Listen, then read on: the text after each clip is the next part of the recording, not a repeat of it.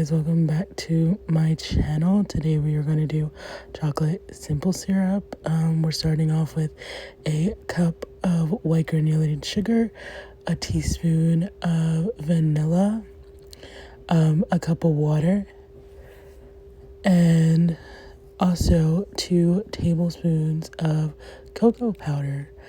I thought since my highest viewed video right now is the coconut simple syrup, I was like, why not do a chocolate and see how people react to this? So I hope you guys enjoy this video. Just go ahead and stir that and boil that together. Okay guys, so this is what it should look like after it has boiled together. And then I also wanted to just show you guys how I kind of failed at soaking this chocolate cake I had made. I don't have a squeezer thing. I need to buy one again, but I just poured it on with a mug.